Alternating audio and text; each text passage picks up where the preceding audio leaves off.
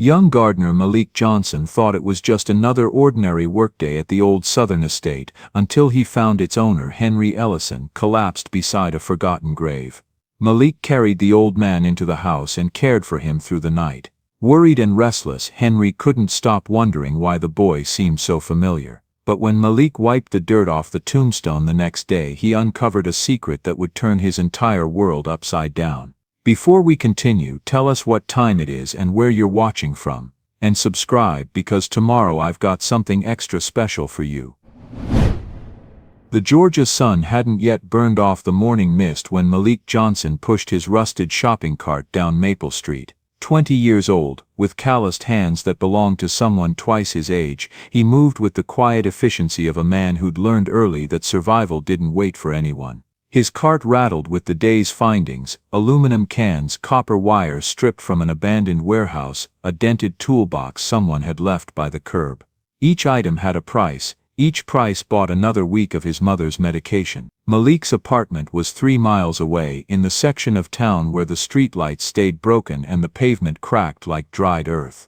His mother, Sarah Johnson, lay in the back bedroom, her breathing labored even in sleep. The doctors said her lungs were scarred from years working in the textile mill back when there still was a mill, before it closed and took half the town's jobs with it.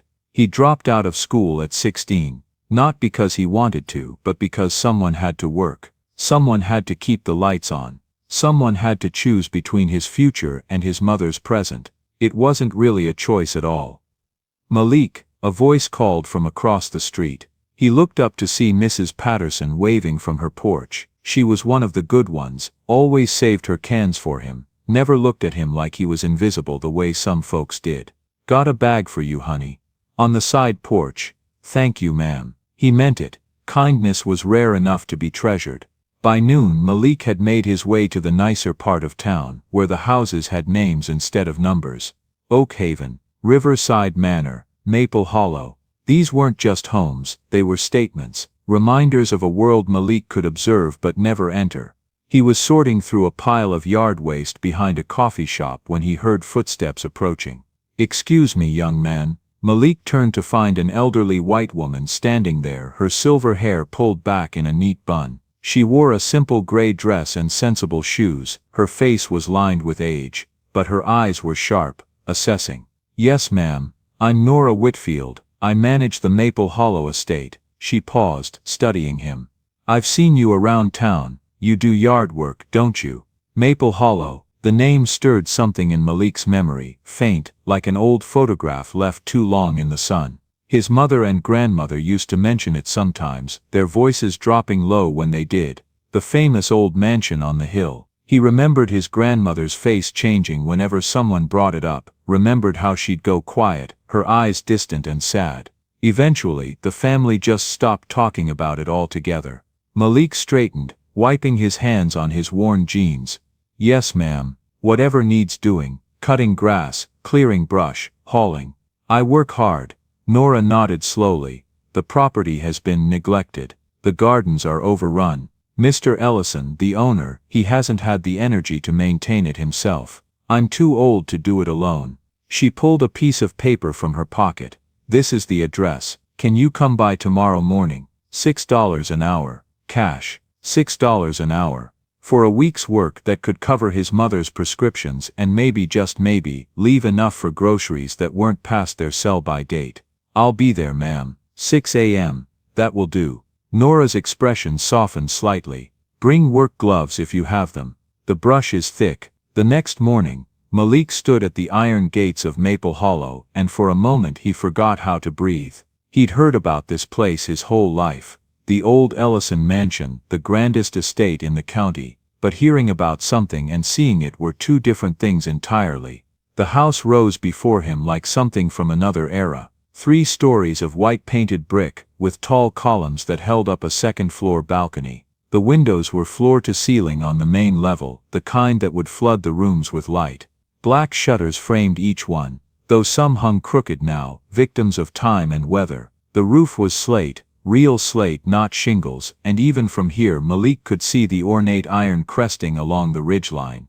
A wide porch wrapped around the entire first floor, its wooden boards weathered but still solid-looking. Rocking chairs sat empty, facing out toward gardens that had once been magnificent. Malik could see the bones of what it had been: curved pathways, stone fountains now dry and covered in moss, flower beds that had become wild tangles of vine and weed. The property stretched in every direction, easily 3 acres, bordered by a wrought iron fence that must have cost a fortune when it was installed.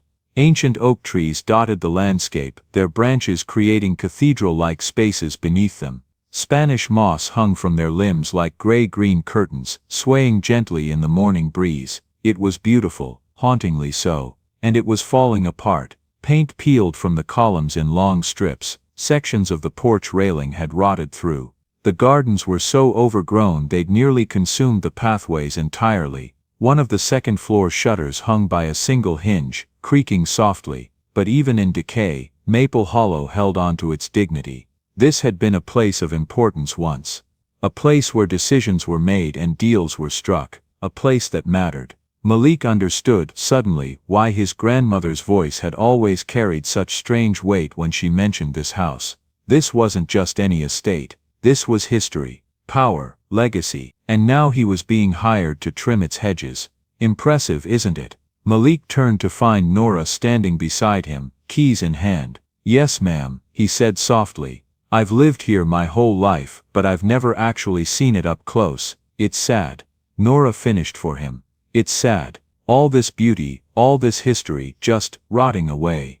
She unlocked the gate, which groaned on rusted hinges. The Ellison family built this in 1847, survived the Civil War, survived the Depression, used to host governors and senators. Now it's just one old man, alone with his ghosts.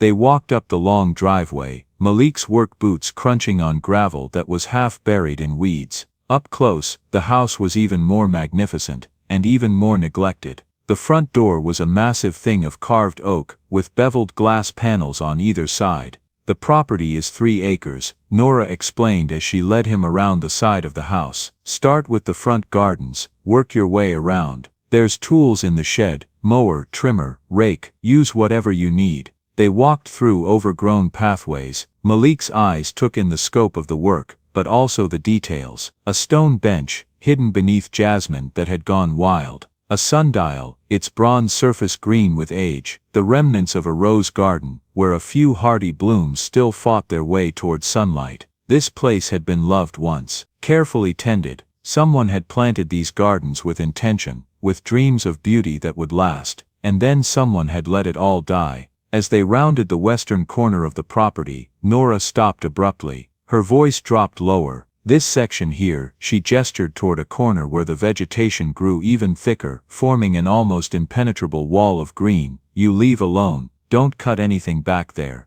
Don't even walk through there if you can help it." Malik followed her gaze. Through the tangle of vines and overgrown bushes, he could just make out what looked like an old iron fence, rusted and partially collapsed. "Why?" The question came out before he could stop it. Nora's jaw tightened. "There's an old grave back there. Mr. Ellison, he doesn't allow anyone near it. Those are his rules. You want the work, you follow the rules." A grave. On private property. Malik had heard of such things, old family plots from before there were public cemeteries, rich folks' privilege, being buried on their own land. "Yes, ma'am, I understand." But as Nora walked away toward the house, Malik lingered for a moment, staring at that forbidden corner. Something about it felt wrong. Not scary, just sad. Like a secret that had been kept too long. Nora's voice broke his thoughts. "People say it's someone who worked here once, long time ago. That's all anyone knows. That's all anyone needs to know." He spent the morning attacking the front lawn, the mower sputtering to life after several pulls. The work was hard but honest, and Malik lost himself in the rhythm of it.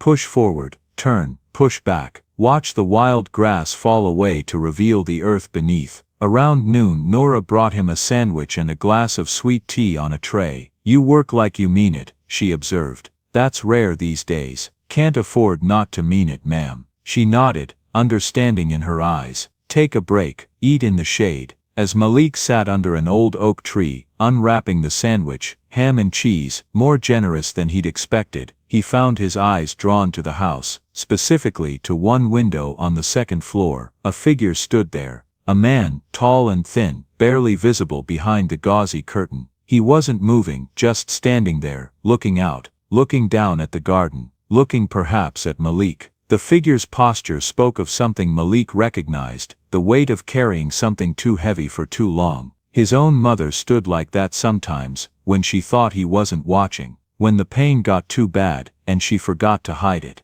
"That's Mr. Ellison," Nora said quietly. She'd come up behind him without Malik noticing. "He watches sometimes, don't mind him, he doesn't talk much anymore." "How long has he lived here?" Malik asked. "His whole life. This was his family's house, now it's just him." Nora's voice carried a weight of unspoken history. "He used to be different, they say. 40 years ago he was young, social, threw parties, the whole town would come." She paused. "Then something changed, he closed himself off, started drinking, pushed everyone away."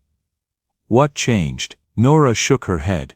"Nobody knows for sure, or if they do, they don't talk about it." She glanced at the western corner of the property, then quickly away. "Some things in this town, people decided long ago it was better not to ask about." Malik looked back up at the window. The figure was gone now, but the curtain still swayed slightly, as if it had just been released. He thought about the forbidden grave, about a man who locked himself in his own house, about secrets so old they'd become part of the landscape, and he thought about the $6 an hour he desperately needed. Some questions, he decided, weren't worth asking. Not yet anyway. As he returned to work, Malik didn't notice Nora watching him with a strange expression, something between hope and worry, like she'd just set something in motion she couldn't take back. The sun climbed higher, casting short shadows across the property. In the forbidden western corner, vines rustled in a breeze that didn't touch the rest of the garden, and behind that second-floor window, Henry Ellison poured himself another drink with shaking hands, unable to look away from the young black man working in his yard.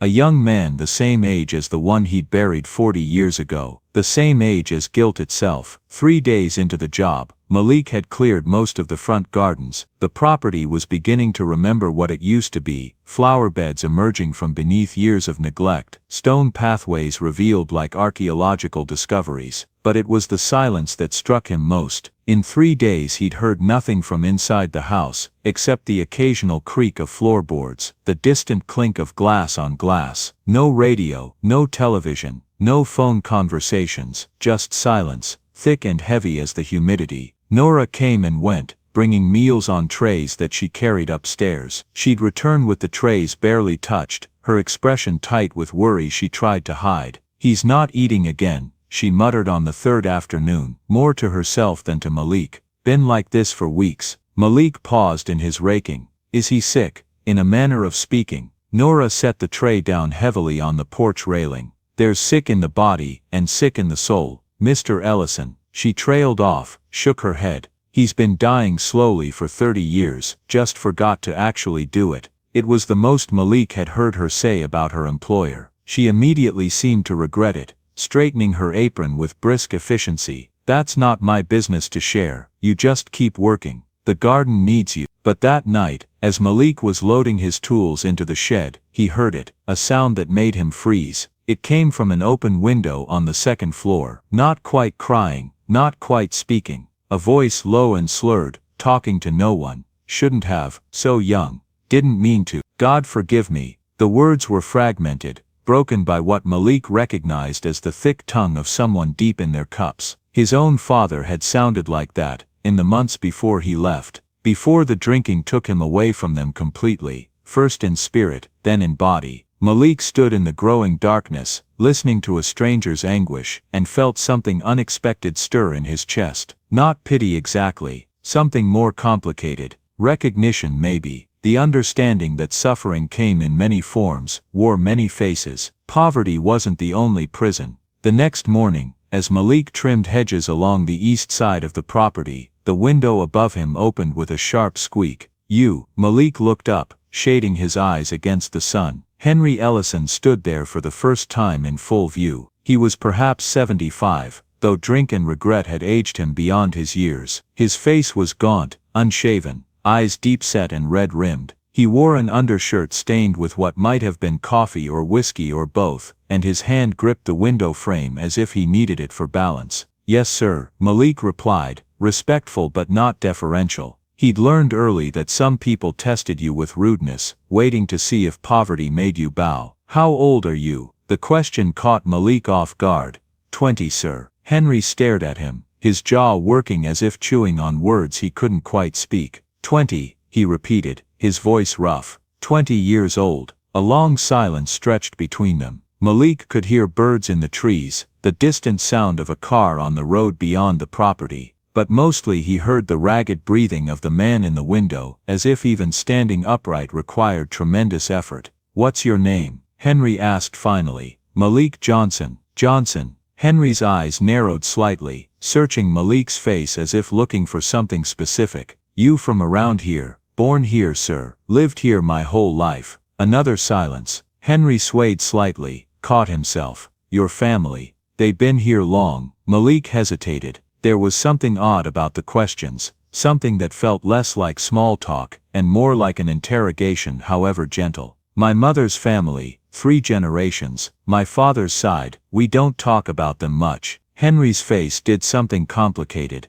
a flash of pain quickly suppressed. He nodded once, abruptly. Work hard, listen to Nora, stay away from the west corner. Then he shut the window, the curtain falling back into place like a final punctuation mark. That evening, Nora found Malik sitting on the porch steps, taking a water break. He spoke to you. It wasn't a question. Yes ma'am. What did he ask? My age, my name, my family. Nora lowered herself onto the step beside him with a soft groan. For a long moment, she said nothing, just stared out at the work Malik had done. The garden was transforming, becoming something beautiful again. But beauty, Malik was learning, could cover a multitude of sins. That's the most he's spoken to anyone in 6 months, Nora said finally. The last gardener, he quit after 2 weeks, said the place gave him the creeps. Before that, I hired a boy from the church. Mr. Ellison wouldn't even let him start, sent him away the moment he saw him. Why? Because the boy was 20 years old, and black. Nora turned to look at Malik directly. Mr. Ellison has complicated feelings about young black men. The words hung in the air between them, heavy with implication. Malik felt his stomach tighten. He'd encountered enough racism in his life to recognize it, but this felt different. Not hatred, something else, something more like fear, or guilt. Should I be worried? He asked quietly. No. Nora's answer came quick and firm. He's not dangerous, not to you, not to anyone but himself. She paused. He's just haunted. By what? Nora stood, brushing off her dress. That's not my story to tell. Maybe it's not anyone's story to tell anymore. Maybe some things should stay buried. But as she walked back toward the house, she added over her shoulder, though I will say this, you being here, working here, it's the first time in 30 years I've seen him look out that window without reaching for the bottle first. Later that night, long after Malik had gone home to care for his mother, Henry Ellison sat in his darkened study, a glass of bourbon in his hand. He hadn't drunk from it yet. That alone was remarkable. Through his window, he could see the moonlit garden, the neat rows Malik had created, the cleared pathways, the care evident in every cut, every trimmed edge. Work done by someone who understood that honest labor had its own dignity. Work done by hands the same shade as the hands he'd destroyed 40 years ago. Henry raised the glass to his lips, then stopped, set it down on the windowsill without drinking. His hand was shaking, but not from need. From something else, something he'd thought he'd buried along with his victim. Conscience. 20 years old, he whispered to the empty room. God help me. 20 years old. In the corner of his study, barely visible in the darkness, sat a locked metal box. Inside that box lay documents Henry had kept hidden for 4 decades. Documents that would destroy what remained of his life if anyone ever saw them. Documents that named a crime, recorded a theft, marked the place where one man's greed had ended another man's existence. He'd thought about burning them 1,000 times, thought about confessing 1,000 times more. But cowardice was a powerful thing. It could make a man live with murder, it could make him drink himself numb rather than face the truth. But watching Malik work, watching this young man break his back for honest wages, watching him care for a garden that belonged to a monster, something was shifting in Henry. Something he'd thought long dead. Shame. Real shame. The kind that demanded action, not just alcohol. "What are you doing to me, boy?" Henry whispered, though Malik was 3 miles away, spooning soup into his mother's mouth, telling her about the big house, and the strange old man, and the job that might, if he was lucky, last through the winter. Neither of them knew yet that their lives were already entwined, that the grave in the western corner was not just a secret, it was a connection, a tragedy that had shaped one man's entire existence and stolen another's before it could truly begin. The moon rose higher, the garden slept, and in the darkness, 2 men, one young and black, one old and white, both carried burdens they didn't fully understand yet, but they would, soon. The sky was still gray with dawn when Malik arrived at Maple Hollow on the 8th day. He'd developed a rhythm now: arrive early, work hard, leave before the shadows grew too long. The garden was beginning to reveal itself, emerging from decades of neglect. Nora had left a note on the tool shed door: "Gone to sister's, emergency. Back in 3-4 days. Mr. Ellison knows you'll be here." Then Malik pocketed the note and pulled out the hedge trimmers. He was setting up his tools when he heard it, a dull heavy sound from the western corner, like something falling. "Mr. Ellison," Malik called out. No response, just wind through leaves and a distant bird call. His feet were moving before his mind finished deciding. He pushed through overgrown branches toward the forbidden corner, thorns catching his shirt. The vegetation grew thicker, as if the earth itself was keeping people away. Then he saw him. Henry Ellison lay crumpled beside a low stone marker, one arm stretched toward it. An empty bourbon bottle lay on its side, its contents spilled into the dirt. The old man's face was turned toward the stone, eyes closed, breathing shallow. "Mr. Ellison." Malik dropped beside him, hands hovering, unsure where to touch. "Can you hear me?" Henry's eyes fluttered open, unfocused and glassy. His lips barely formed words. Couldn't stay away, had to see.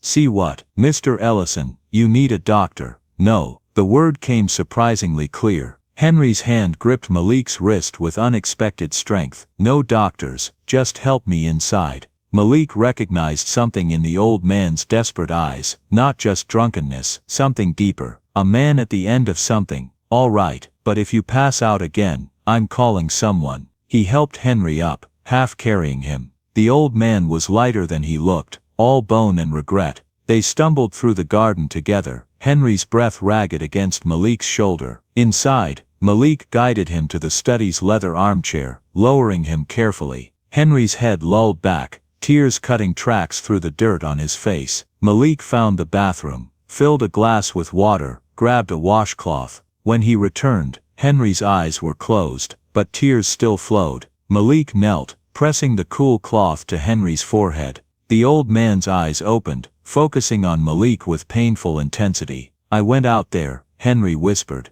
"To the grave. Haven't been able to in years, too scared, but I heard you working, heard the garden coming alive, and I thought," he swallowed hard, "I thought maybe if the garden could be redeemed." He reached for the glass. Malik guided it to his lips. Henry drank deeply, water spilling down his chin. "Do you believe people can be forgiven for things they can never fix?" The question hung between them. Malik sat back, considering carefully. "I think forgiveness isn't about fixing what's broken," he said slowly. "It's about living with it honestly, carrying it right instead of carrying it wrong." Henry's eyes widened.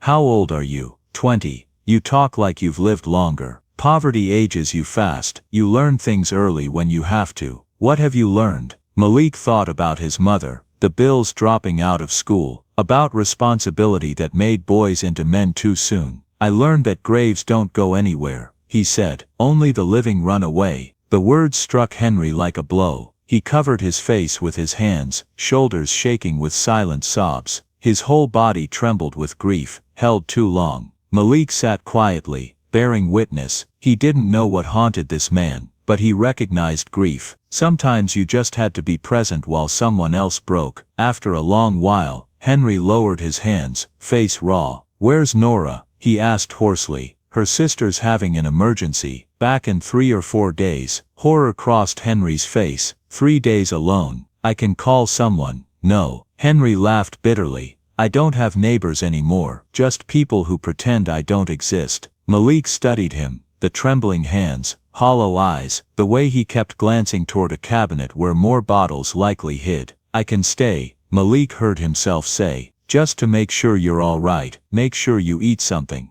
Henry stared at him. "Why would you do that?" "Because you need someone to, and I think you've been alone too long. You don't even know me." "No, but I know what it looks like when someone needs help. My mama taught me not to walk past that." Henry gripped the chair arms, knuckles white. "I don't deserve your kindness." "Maybe not," Malik said honestly, "but I'm offering it because you need it. There's a difference." Fresh tears filled Henry's eyes. He nodded once, jerky. "Thank you." That day became 3 days. Malik cooked simple meals, sat with Henry while he ate, coaxing him to take just one more bite. He found the bottles hidden throughout the house, and poured them out, one by one. Henry went through withdrawal hard. He shook, sweated, paced. Malik stayed up with him, speaking quietly, keeping him grounded. On the second night, Henry asked, "Why did your father leave?" "Drinking." Malik said simply. "Started after he lost his job. Eventually decided it was easier to leave than watch himself fail." "Do you hate him?" "No, I'm angry. But hate takes energy I don't have. I save my energy for taking care of mama." Henry nodded slowly. "You're a better man than me. I've spent 30 years hating myself, and it hasn't changed anything." On the third day, Henry's hands stopped shaking. He ate a full meal without help, eyes clearer. "Nora will be back tomorrow," Henry said. "You can go home tonight. I'll be all right." At the door Henry called out, "Malik." "Yes, sir." "That thing you said, about graves not going anywhere. Only the living running away." His voice cracked. "I've been running 40 years. From a grave I put there myself. And you've been working 20 feet from it not knowing." Malik felt something cold in his stomach. "Sir," Henry shook his head, wiped his eyes. "Go home. Tell your mother she raised a good man. Better than I deserve." He closed the door, leaving Malik staring at the house as darkness fell. Walking home, Malik turned over Henry's words. "A grave I put there myself." What did that mean? But he was tired, too tired to think clearly. Tomorrow he'd go back to just being the hired help. Tomorrow things would be normal again. Except nothing felt normal anymore. In his study Henry stood at the window watching darkness swallow the garden. For 3 days this boy had cared for him. Asked for nothing, just stayed. The same boy whose last name was Johnson. Henry walked to his desk, pulled out the locked metal box he'd kept for 40 years. Inside lay documents. And beneath them a confession, the murder of Jeremiah Thomas. A full account. August 15, 1959. He thought of the boy who'd just left. Malik Johnson. It couldn't be coincidence. Maybe judgment had finally arrived, not as police but as a kind young man with his victim's blood in his veins. A young man who just spent 3 days nursing his grandfather's killer, not knowing. "What am I going to do?" Henry whispered to his reflection. "When he finds out." Outside, the garden slept, the grave slept, and the truth waited, patient, inevitable, drawing closer. 3 days after caring for Henry, Malik returned to his regular work schedule. The old man seemed better, still quiet, still watching from windows but no longer drinking. At least not openly. Nora had returned from her sisters, bustling around the house with renewed energy. She'd noticed the change in Henry too. "Whatever you did," she told Malik one morning. "It helped him. He's eating again, talking a little. It's like he remembered he's still alive." Malik just nodded, unsure how to explain those 3 strange days. The intimacy of caring for someone at their lowest. The weight of unspoken things hanging between them. He'd been avoiding the western corner since finding Henry collapsed there. Something about that place unsettled him. Not just the grave itself but the feeling that surrounded it. Secrets buried deeper than bones. But today as he worked on the southern flower beds he kept glancing toward that forbidden section. The vegetation had grown even thicker since he'd crashed through it to help Henry. Wild and tangled, like the earth was deliberately hiding something. Finally curiosity won. Malik gathered his tools, machete, clippers, rake, and approached the western corner. If Henry wanted it left alone he would have said something after Malik had already been back there. The old man's silence felt like permission, or maybe resignation. The work was harder than he expected.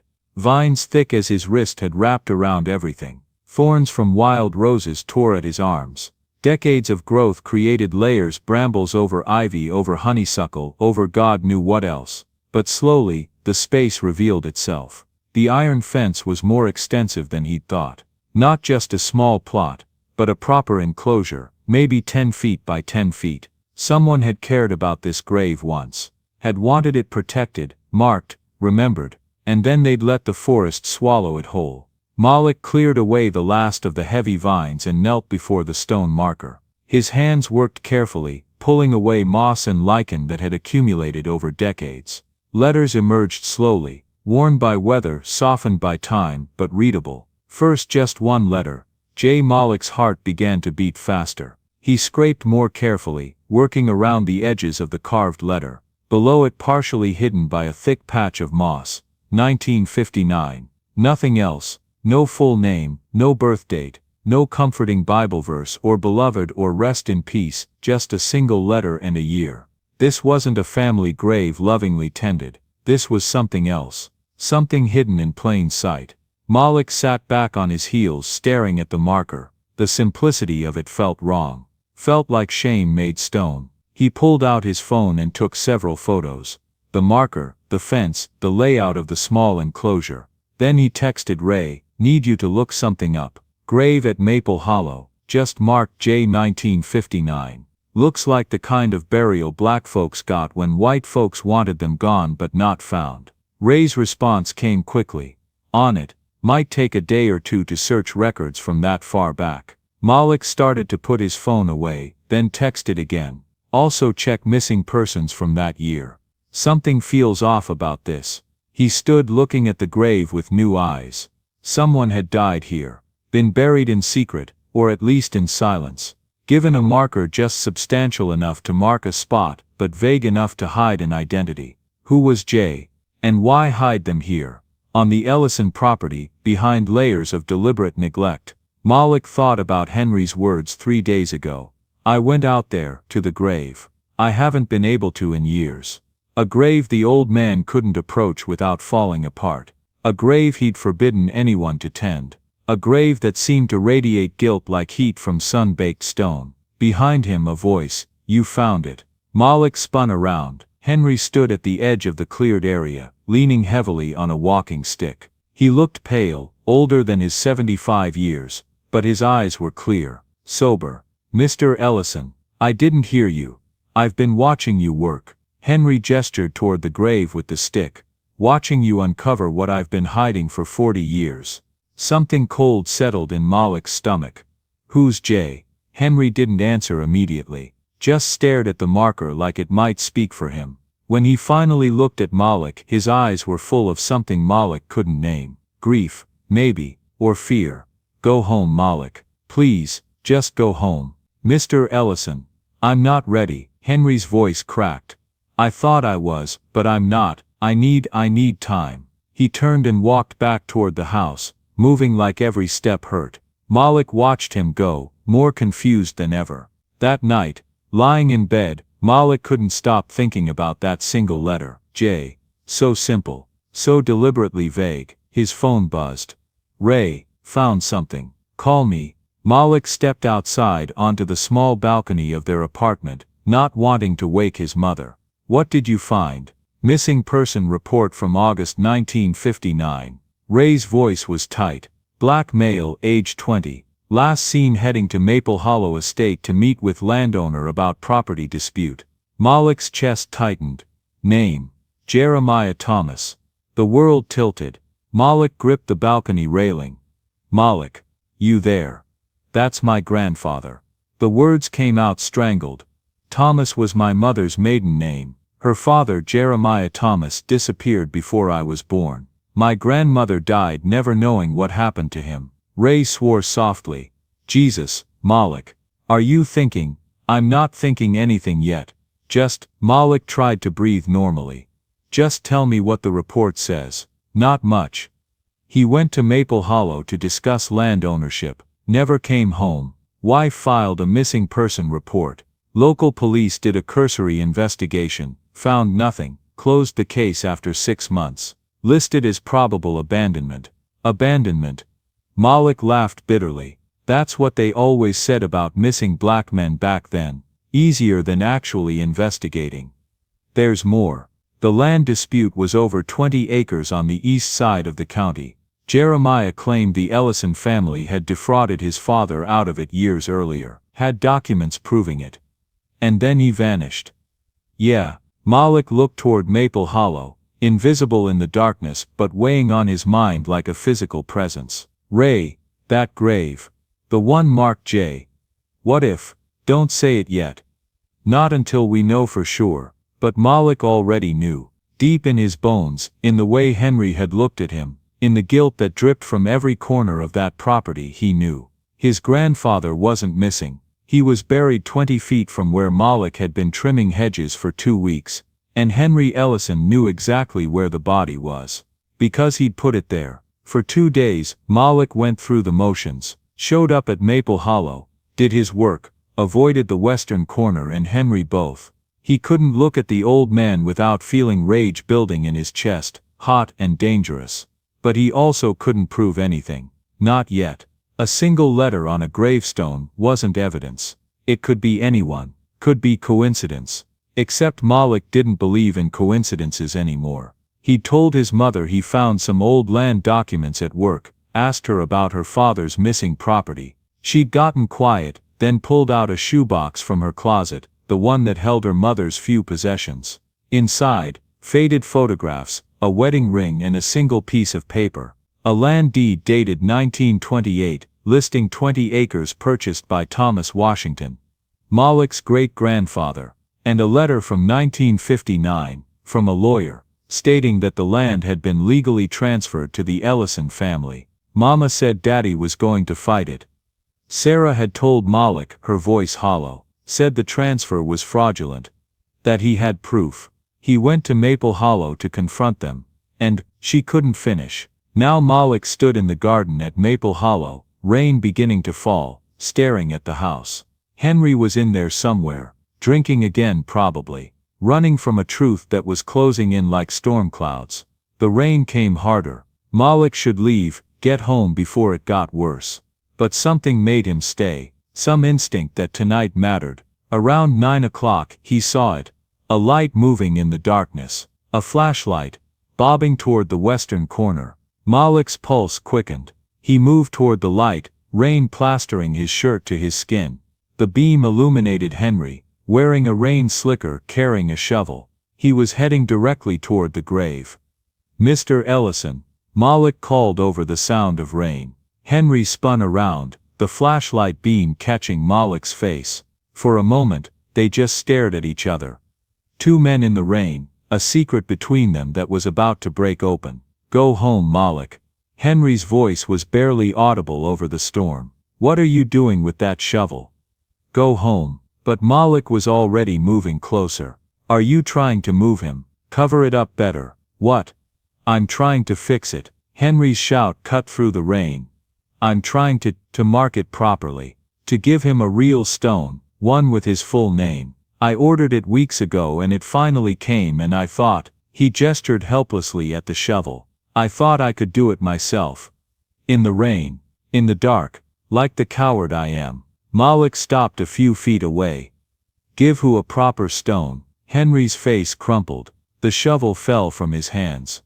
You know, you already know. I can see it in the way you look at me now. Say it. Malik's voice was hard. Say his name. Jeremiah Thomas. The words came out like a confession pulled from deep inside. His name was Jeremiah Thomas. He was 20 years old, and I killed him. The rain pounded down, washing over both of them, but neither moved. How? Malik's voice was steady, but his hands were shaking. He came here in August of '59. Had documents proving my father stole his family's land through fraud. He was respectful, calm, just wanted what was rightfully his. Henry's words came faster now, like a dam breaking. But I was drunk. Young and stupid and drunk. We argued. I pulled my father's gun to scare him. He stepped toward me, said I wouldn't shoot him over land that wasn't even mine. And the gun, it went off. Accident or murder? I don't know. Henry's voice broke.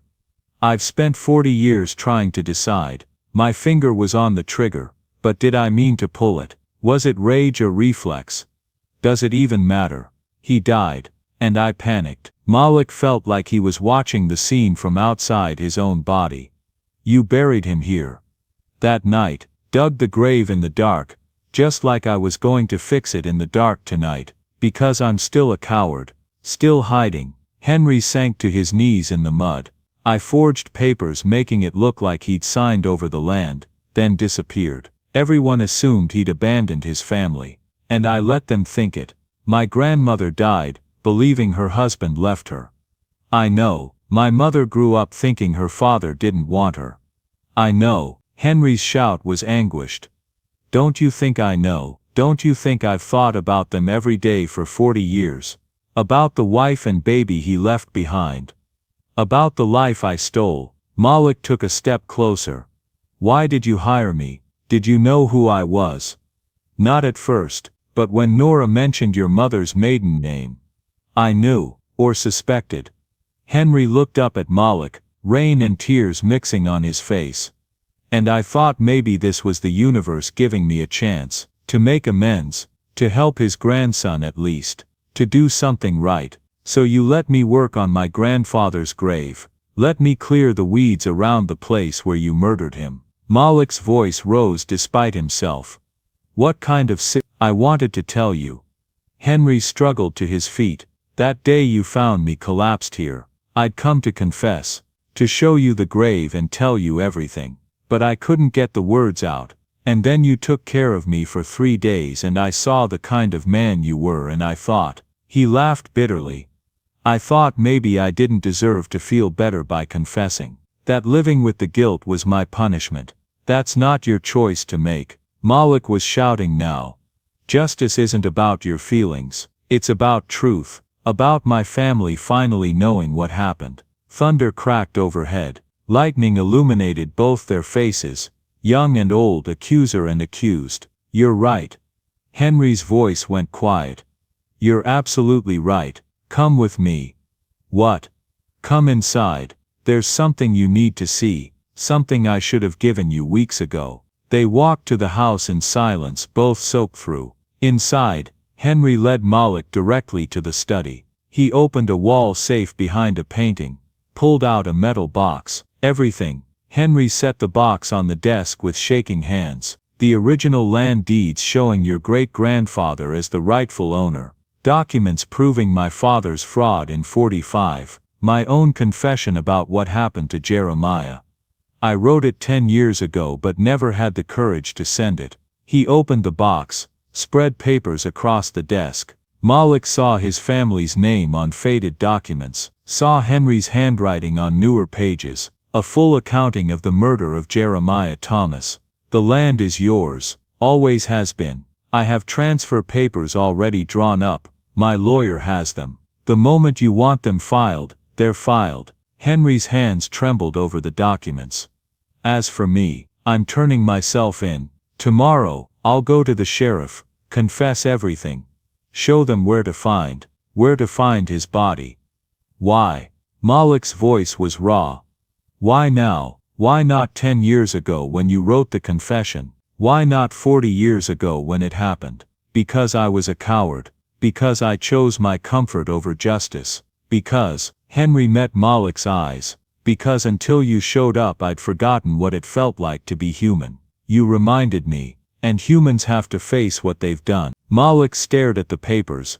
At 40 years of lies documented and finally exposed. His grandfather's land. His grandfather's murder. All of it laid out like evidence in a trial that should have happened decades ago.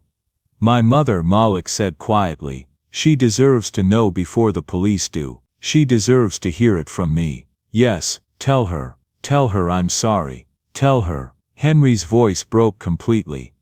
Tell her Jeremiah was brave, that he came here fighting for what was right, that he was a good man who died because of my weakness. Malik gathered the documents with careful hands. I'm taking these. Tomorrow morning I'm telling my mother.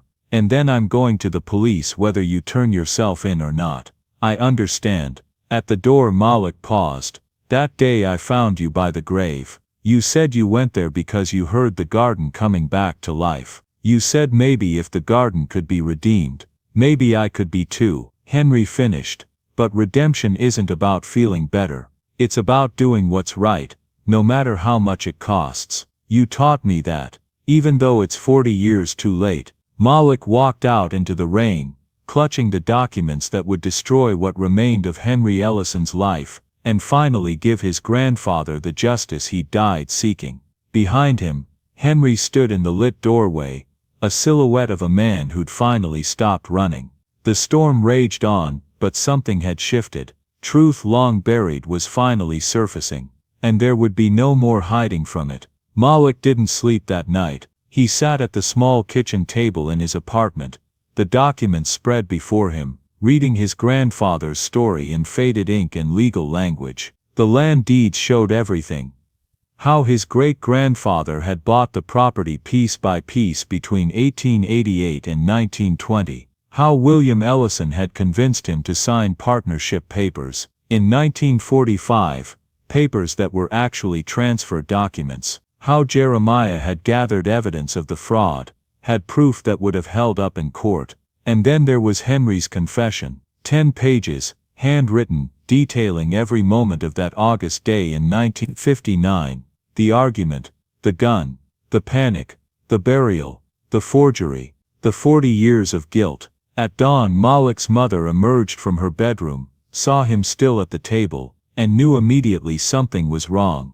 "Baby, what is it?" So Malik told her, everything. About the grave marked with a single letter. About Henry's confession. About how her father had died fighting to reclaim their family's stolen land. Sarah's hands shook as she picked up the confession, reading her father's name over and over. Tears fell onto the paper, smudging 40-year-old ink. "He didn't leave us," she whispered. "He didn't abandon me. No, Mama. He loved you. He died trying to give you a future." She sobbed then, 40 years of wondering and hurt finally breaking. Malik held her while she cried, both of them grieving a man they'd never really known but had always carried. When the tears finally subsided, Sarah looked at her son with red-rimmed eyes. "What happens now?" "Now we go to the police. We tell them where to find Granddaddy. We get him buried properly, with his name on the stone. Malik gathered the documents, and we make sure everyone knows the truth. And Mr. Ellison, he says he's turning himself in this morning." Sarah was quiet for a long moment. "Good. Let him face what he did. Let justice finally happen." They drove to the sheriff's office at 8 a.m., Ray meeting them there. But before they could go inside, a patrol car pulled up. Henry Ellison stepped out, flanked by 2 deputies. He kept his word. He saw Malik and Sarah, stopped. For a moment the 2 families faced each other across the parking lot, killer and victim's kin, separated by 40 years and a crime that couldn't be undone. Henry walked over slowly, his hands trembling. He looked at Sarah, opened his mouth, closed it. What could he possibly say? "Mrs. Johnson," he finally managed. "Your father was a good man. He came to my house seeking justice, and he couldn't finish. I'm sorry. I know that's not enough. I know nothing will ever be enough, but I'm sorry." Sarah stared at him, her face hard. "Did he suffer?" Henry flinched. It was quick. He didn't suffer long. Did he know why? Did he understand what was happening? "I don't know. Everything happened so fast. You had 40 years to remember." Sarah's voice was ice. "You had 40 years to think about every detail. So tell me, did my father know he was dying because of land? Because some drunk young fool couldn't face the truth?" "Yes." Henry's voice broke. "Yes, he knew. His last words were about the land, about how it belonged to his daughter. To you." Sarah's composure cracked. Fresh tears fell. "He was thinking of me, even at the end." "Yes, ma'am, he was." Ray stepped forward. "Mr. Ellison, let's go inside." But Sarah spoke again. "Wait." She looked at Henry directly. "I want you to know something. When they bury my father properly, with his real name on his grave, you're not invited. You don't get to be there. You don't get to grieve him, or seek forgiveness at his funeral. You understand me? Yes, ma'am, I understand. Good. She turned away. Now get him out of my sight. Inside the sheriff's office, Henry gave his full statement. Sheriff Morrison, who'd been a young deputy in 1959, sat across from him with a tape recorder running. You're confessing to the killing of Jeremiah Thomas on August 15, 1959. Yes, sir.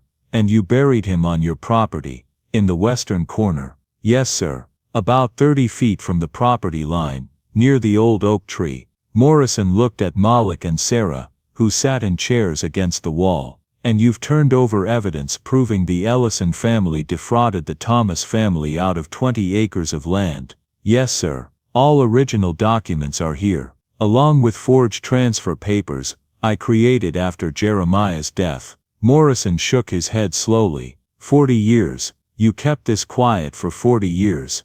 Yes, sir. To my shame. Why confess now? Henry glanced at Malik. Because I was reminded what integrity looks like. And because I'm too tired to keep running from the truth. Morrison stood. Henry Ellison, I'm formally arresting you for the murder of Jeremiah Thomas, for improper burial of human remains, for fraud, and for obstruction of justice. You have the right to remain silent. I waive my rights. I'll answer any questions you have. Even so, Morrison continued the Miranda rights. When he finished, he nodded to the deputies. Take him to holding. We'll need a forensics team at Maple Hollow. As they led Henry away, he looked back at Malik one final time. The garden, at the house. Would you make sure someone tends it? Don't let it die again. Malik didn't answer, just watched as the man who killed his grandfather was finally taken into custody. By noon, news had spread through town. Reporters gathered at Maple Hollow as forensics teams began excavating the western corner. Nora stood on the porch, crying, watching the house she'd managed for decades become a crime scene. Malik arrived with Ray, needing to be there when they found his grandfather. Sarah had stayed home. She couldn't bear to watch. The excavation took hours. Careful work, documented and photographed. And then 3 feet down, they found it. Human remains, bones that had lain undisturbed for 40 years. Evidence that Henry Ellison had been telling the truth. The coroner confirmed, male early 20s, consistent with the time period, and lodged in the bones of the upper chest, a bullet. Jeremiah Thomas had been murdered just as Henry said.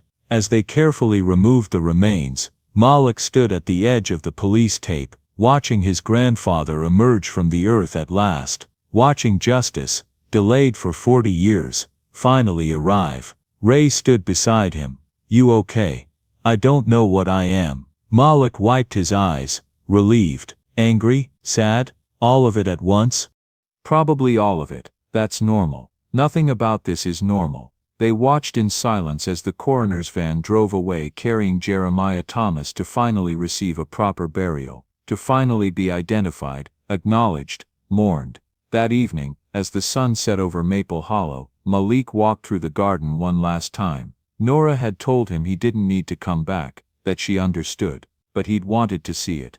The garden he'd restored, the place where his grandfather had died, the place where truth had finally broken through decades of lies. He stood where the grave had been, now just an empty hole in the ground. Soon it would be filled, grassed over, forgotten, but Jeremiah Thomas wouldn't be forgotten. Not anymore. Malik pulled out his phone, called his mother. Mama, they found him. They're bringing him home. Sarah's sob echoed through the line. Thank you, baby. Thank you for finding him, for bringing him back to us. He never left us, Mama. We just didn't know where he was.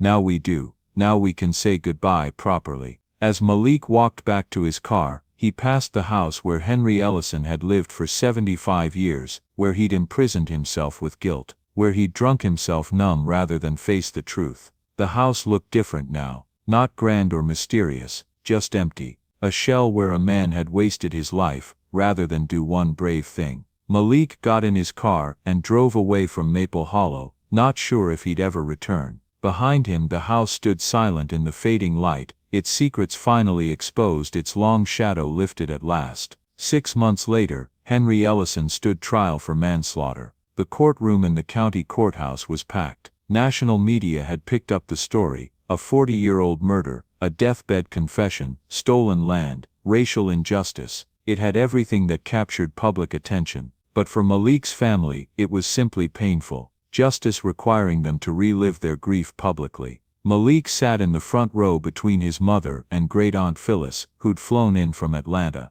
She was 78 now, Jeremiah's older sister, one of the few people still alive who remembered him. The prosecution laid out their case methodically: the murder, the burial, the forgery, the 40 years of cover-up. They called forensics experts who confirmed the bullet trajectory, medical examiners who estimated time of death. Then they called Nora Whitfield to the stand. "Mrs. Whitfield, you managed the Ellison estate for how long?" 35 years. "And during that time did Mr. Ellison ever mention Jeremiah Thomas?" "Not by name, but he talked about the western corner, about the grave. He wouldn't let anyone near it. He'd get drunk and stare out the window at it for hours." "Did he seem remorseful?" "He seemed destroyed, like a man carrying a weight that was crushing him." The defense attorney stood. "So my client was already punishing himself." "Objection," the prosecutor said. "Relevance. I'm establishing that Mr. Ellison has suffered consequences." Sustained. The judge looked at the defense attorney.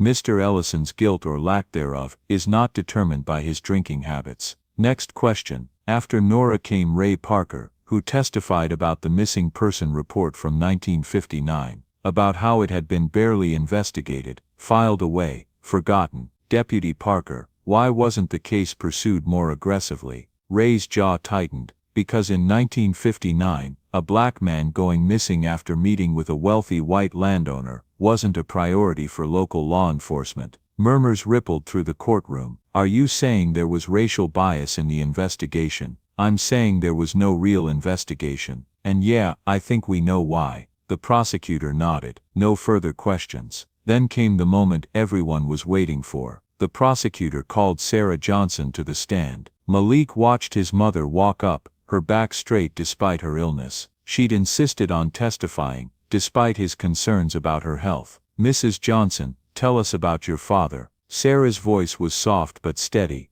"I never knew him. He disappeared 2 months after I was born. My whole life I was told he probably abandoned us. That's what people assumed about black men who went missing back then." "What did your mother tell you?" "That he was a good man, that he worked hard, that he loved the land his father had bought, 20 acres that represented everything our family had overcome, and that land was stolen from us." Sarah's eyes flashed. "In 1945, William Ellison, the defendant's father, tricked my grandfather into signing transfer papers. He couldn't read well, trusted that the papers were what Ellison said they were. By the time he realized the land was gone, and your father tried to get it back." "Yes. He spent years gathering evidence, letters, documents, witness statements. He had proof that the transfer was fraudulent. He went to Maple Hollow to present that evidence." Her voice cracked. "And he never came home." "What did your family do?" "What could we do? We had no money for lawyers. The police barely looked for him. We were poor black folks, and the Ellisons were wealthy whites. We all knew how that would end." "How did you feel growing up, believing your father had abandoned you?" Sarah's composure finally broke. "Like I wasn't enough, like if I'd been more important to him, he would have stayed. It wasn't until my son found his grave that I learned the truth, that my father died trying to give me a future, that he loved me enough to fight for what should have been mine." The prosecutor let that sit for a moment. "Mrs. Johnson, the defendant has returned the land deeds to your family. Does that make a difference?" "He returned stolen property." "That's not generosity, that's the bare minimum." Sarah looked directly at Henry for the first time. "You didn't just take land, you took my father from me. You let my mother die thinking her husband abandoned her. You stole 40 years of truth from my family. Giving back the deeds doesn't fix that." No further questions. Henry's lawyer approached carefully. "Mrs. Johnson, my client has expressed deep remorse. 40 years too late. He's confessed, is facing justice, because he got caught. If my son hadn't taken that job, hadn't found that grave, your client would still be sitting in that house, keeping his secrets." Sarah's voice rose. "Don't talk to me about remorse. Remorse is what you feel when you can't live with what you've done. Your client lived just fine for decades. The lawyer had no response. He returned to his seat. The next witness surprised everyone. The prosecutor called Phyllis Thomas. Malik's great-aunt walked slowly to the stand, her age showing but her mind sharp. After being sworn in, she looked directly at the jury. I was there the day my brother left for Maple Hollow, August 15, 1959. I was 17 years old. Tell us about that day. Jeremiah was nervous but determined. He had a folder of documents, proof that the Ellisons had stolen our land. He'd spent months preparing. He believed in justice. Her voice turned bitter. He was 20 years old, still young enough to think the world was fair. What happened when he didn't return? We searched, called police. My sister went to Maple Hollow. The defendant's father claimed he'd never seen Jeremiah, threatened to have her arrested for trespassing when she insisted. Phyllis's hands gripped the witness stand. We knew something happened at that house. We just couldn't prove it. The prosecutor asked gently, "Can you tell us about the land, what it meant to your family?" Phyllis's expression softened. Everything. My grandfather, Jeremiah's grandfather, was born enslaved. After freedom came, he worked as a sharecropper for 20 years, saved every penny. In 1888 he bought 5 acres. Poor land, rocky, but it was his. She leaned forward, speaking directly to the jury. Do you understand what that meant? A man born as property, owning property. It was freedom made real. He worked that land, made it productive, bought 5 more acres in '98, 5 more in '03. By 1920 he had 20 acres of good farmland. It represented everything our family had survived, everything we'd overcome. And then, William Ellison took it, used legal tricks and illiteracy against an old man who trusted him, took 20 acres that had been bought with 20 years of saved pennies and broken backs. Phyllis's voice hardened, and when my brother tried to get it back, his son killed him and buried him like trash. Objection. Henry's lawyer stood. Inflammatory, sustained. Mrs. Thomas, please stick to facts. Those are facts. Phyllis shot back. My brother was murdered. His body was hidden. His name was dragged through mud for 40 years. Those are facts. The prosecutor nodded. No further questions. Henry's lawyer stood, but seemed uncertain how to proceed. Mrs. Thomas, you say the land meant everything to your family. Now it's been returned. It's not returned. It's released. 40 years late. Phyllis's eyes blazed. That land should have passed from my grandfather to my father to my brother to his daughter. Instead it sat with people who had no right to it while my family struggled. You call that justice? My client is trying to make amends. Your client is trying to die with a clean conscience. There's a difference. Phyllis leaned forward. Amends would have been confessing 40 years ago, facing justice when he was young enough to actually serve a full sentence, not waiting until he's an old man with nothing left to lose. The lawyer sat down, having gained nothing, and in the end Henry paid the price, spending the rest of his life behind bars for what he had done. 2 years after the trial, Malik stood at the edge of what had once been Maple Hollow's western corner. The estate had been sold, turned into a community center and public garden. The new owners had asked Malik to help design the space, and in the spot where his grandfather had been buried, they'd created something beautiful, a memorial garden. A bronze plaque read, Jeremiah Thomas Memorial Garden, in honor of all who fought for justice and never saw it. 1959, forever remembered. Around it, fruit trees grew, apple, peach, pear, vegetable beds where community members could plant and harvest, benches where people could sit and rest, a place of life built on ground that had held death for too long. Today was the dedication ceremony. Malik's mother sat in the front row, stronger now, breathing easier, Aunt Phyllis beside her, Ray and his family, Nora, who'd retired but came to honor the memory, and in the back row, alone, sat Marcus Williams, the young man Henry had taught to garden in prison. He'd been released 6 months ago, and Henry had written to Malik asking if Marcus could visit the memorial. Malik had agreed. The mayor spoke about justice and healing. A local pastor gave a prayer, and then Malik was called to the stage. He stood before the crowd, nervous but determined. My grandfather died in this spot 66 years ago, he began. He came here seeking justice, and he found violence instead. He was buried in secret, his name dragged through mud, his family left to wonder and grieve. He paused, looking at his mother, who nodded encouragement. But truth has a way of surfacing. My grandfather's story was hidden for 40 years, but it didn't disappear. It waited, and when the time came, it emerged, not as revenge, but as restoration. He gestured to the garden. This place used to hold secrets and shame. Now it holds vegetables and fruit trees. It feeds people. It brings communities together. It teaches children where food comes from, and how to make things grow. His voice grew stronger. That's what justice looks like, not just punishment, but transformation, taking places of pain and making them places of life. He looked directly at Marcus. My grandfather believed people deserved second chances. He helped folks who'd made mistakes. So it seems right that this garden, this memorial to him, should also be about new beginnings. Malik pulled out a small packet of seeds. These are heirloom tomato seeds, the same kind my great-grandfather grew on the 20 acres he bought after slavery ended. The land that was stolen. The land my grandfather died trying to reclaim. He held up the packet. But the thing about seeds is they don't care about the past. They only care about good soil, water, sunlight. Give them what they need, and they'll grow anywhere, even in places where terrible things happened. He invited everyone forward. Let's plant these together. Let's make something grow. The crowd dispersed into the garden, planting seeds in the prepared beds. Children laughed, running between rows. Elders shared gardening tips. Marcus worked quietly in a corner, his hands gentle with the seedlings, remembering what he'd learned in prison from a man seeking redemption too late. As the sun began to set, Malik found himself alone at the memorial plaque. He knelt, touching his grandfather's name. "We did it, Granddaddy," he whispered. "The land came back to us, your name is cleared, and now this place where you died, it's helping people, feeding people. That's what you would have wanted, isn't it?" A shadow fell across him. Malik looked up to see Marcus standing there, hat in hand. "Mr. Johnson, I'm Marcus, Henry Mr. Ellison he taught me in prison." Malik stood, extended his hand.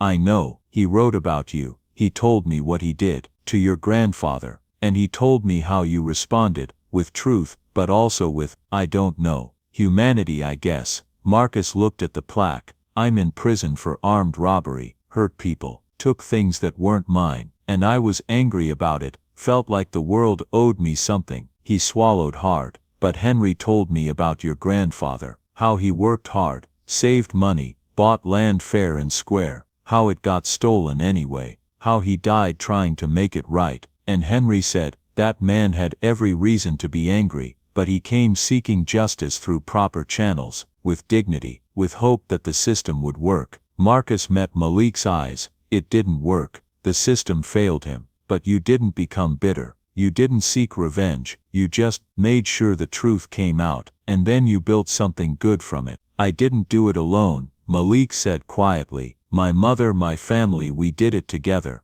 Still, you could have just taken the money from the land and disappeared. Instead you're here, building a garden, teaching people, honoring your grandfather's memory the right way." Marcus gestured at the memorial. "That's what Henry wanted me to see, that real strength isn't about power or revenge, it's about making things grow." Malik studied the young man. "What are you going to do now?" "Got a job at a landscaping company, learning the trade. Henry taught me the basics, but I want to learn more, maybe someday have my own business." Marcus smiled slightly. "Henry said your grandfather would have given someone like me a chance, that he believed in second chances. He did. My grandmother told my mother that he helped men coming out of trouble, gave them work when no one else would. So I guess I'm asking," Marcus took a breath, "would you give me a chance to help with this garden? Volunteer work, no pay. I want to be part of something good, something that makes up for the bad I did."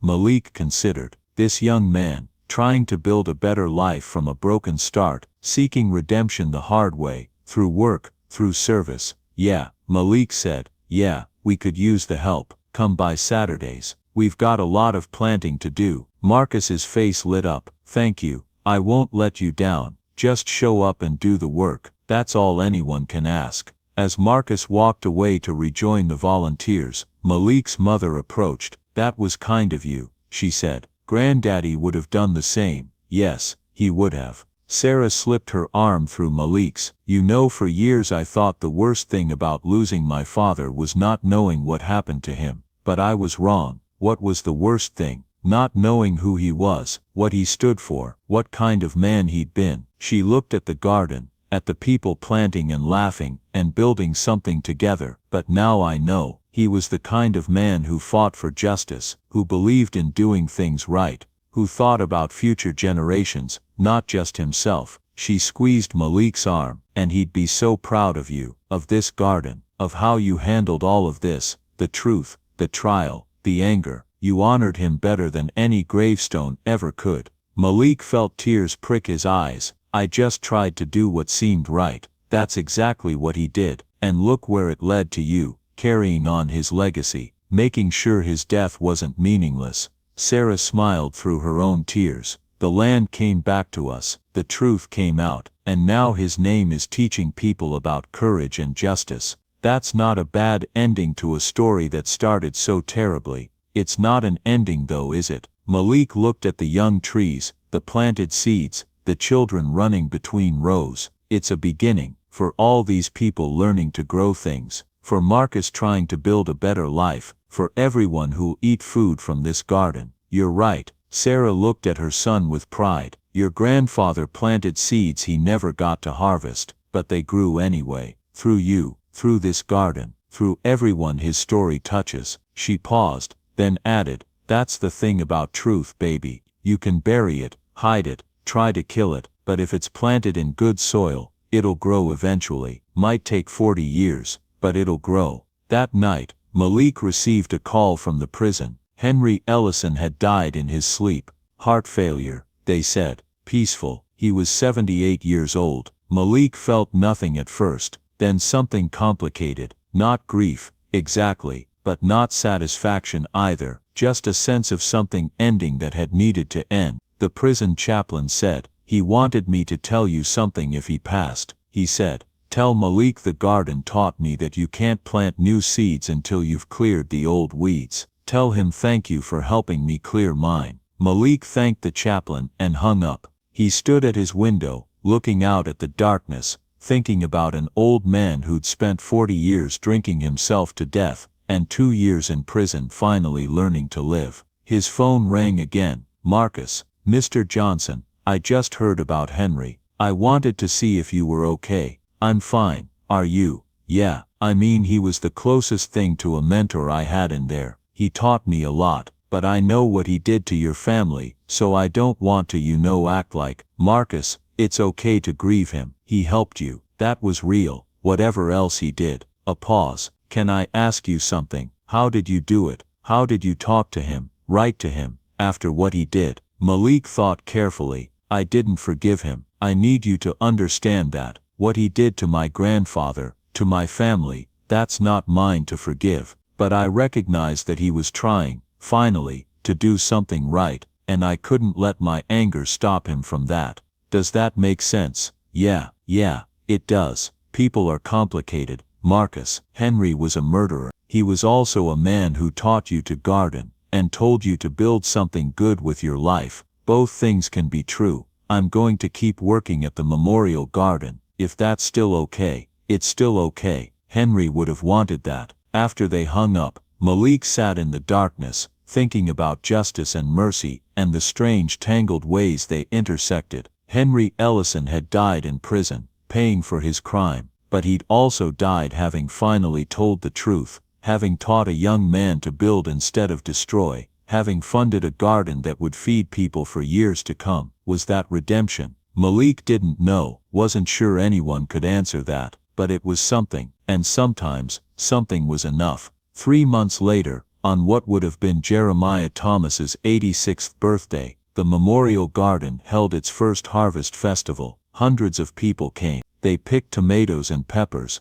learned about composting and crop rotation, shared recipes and stories. Children played in the shade of young fruit trees. Elders rested on benches dedicated to loved ones lost. Malik walked through the rows with his mother, both of them marveling at what had grown from such painful ground. Marcus was there, leading a workshop on organic pest control. He'd become the garden's volunteer coordinator. showing up every Saturday without fail, teaching others what Henry had taught him. A group of high school students was filming a documentary about the garden's history. They'd interviewed Malik, his mother, Aunt Phyllis. They'd researched the 1959 murder, the 40-year cover-up, the trial, and they'd concluded their film with a simple message: truth, however delayed, still matters. As the sun set and the festival wound down, Malik found himself standing once more at the memorial plaque. Someone had left fresh flowers. Someone else had planted marigolds around the edges. His grandfather's name, once hidden for 40 years, was now read by hundreds of people every week. His story, once buried, was now taught in local schools. His legacy, once stolen, was now feeding communities. Malik thought about all the ways a life could echo forward, how pain could transform into purpose, how death could ultimately serve life. He thought about Henry, alone in prison,